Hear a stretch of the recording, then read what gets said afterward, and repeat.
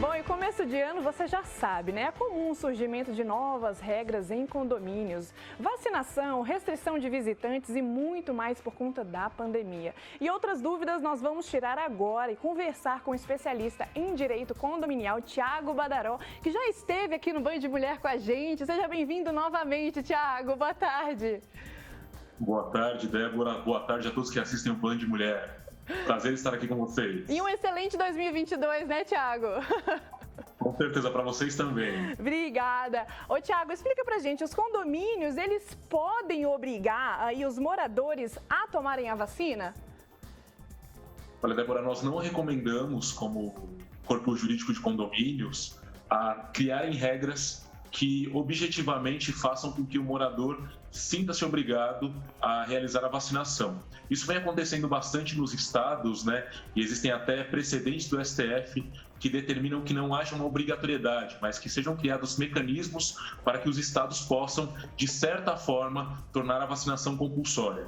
Nos condomínios a situação é um pouco diferente e a gente não recomenda que o síndico crie entraves para que a vacinação seja obrigatória. Até porque em alguns casos, né, que são raríssimos de acontecer, a vacinação ela não vai ser possível para aquela pessoa por questões médicas. Então impedir que essas pessoas tenham o direito de trânsito nas áreas do condomínio ou condicionar elas à vacinação pode ser um prejuízo para o próprio condomínio. Então a recomendação é que não sejam criadas regras que impeçam os moradores utilizarem as áreas comuns mediante a vacinação compulsória. Sim, e Thiago, os síndicos, eles podem entrar, por exemplo, com um pedido aí para os trabalhadores dos condomínios mesmos terem, assim, uma prioridade na vacinação?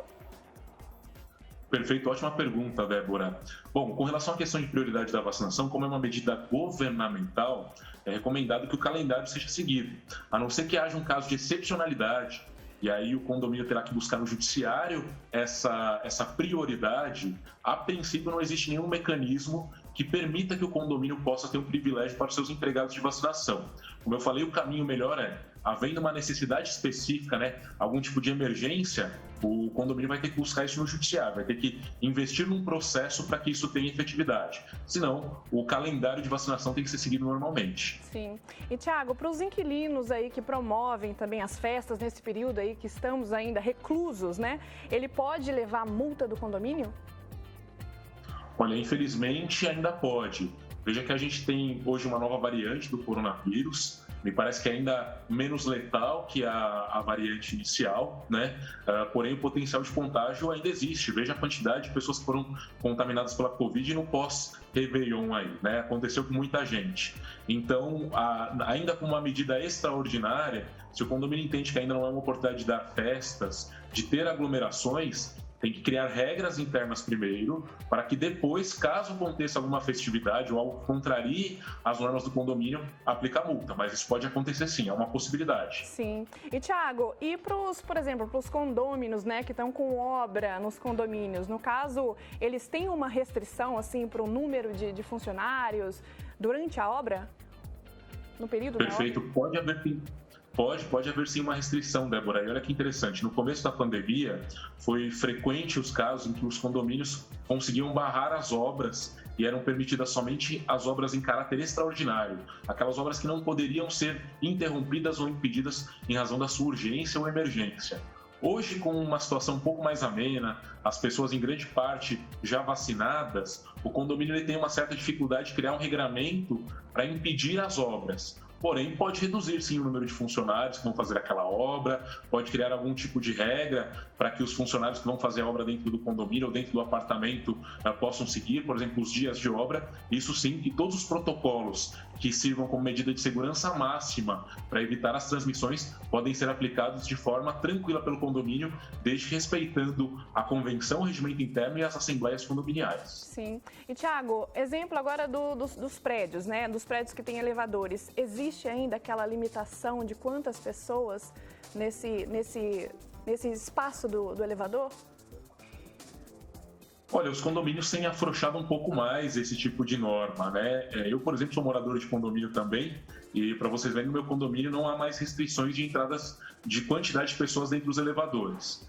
Nada impede, como eu falei, em razão dessa nova variante, as pessoas sendo contaminadas ainda com facilidade, mesmo com a vacinação, e a gente não pode descartar o potencial letal ainda da Covid, mesmo com pessoas vacinadas, ainda podem estar em estado grave, né, de contágio. Apesar de ser um número muito menor do que era antes da vacinação, o condomínio pode, como eu falei, adotar medidas para evitar o contágio.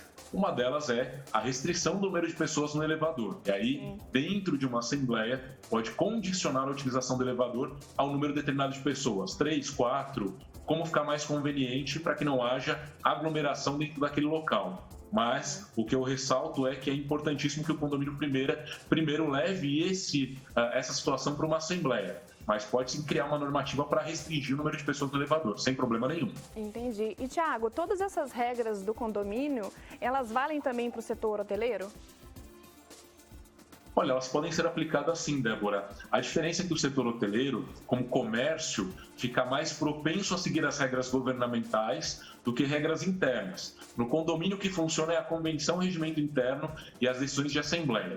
O setor hoteleiro ele vai ter que acompanhar as medidas governamentais, mas podem sim ser muito parecidas as medidas a depender do estabelecimento comercial. Entendi. Tiago, muitíssimo obrigada mais uma vez por ter vindo aqui no nosso programa. Logo, logo você vai vir aqui presencial para eu poder te conhecer também, né? Porque você já veio no Banho de Mulher tantas vezes, né? Já é da casa aqui e a gente te espera aqui num futuro próximo. Perfeito, Débora. É um grande prazer estar aí com vocês presencialmente, né? E obrigado pela oportunidade e um grande abraço a todos. Obrigada, grande abraço para você. Tchau, tchau.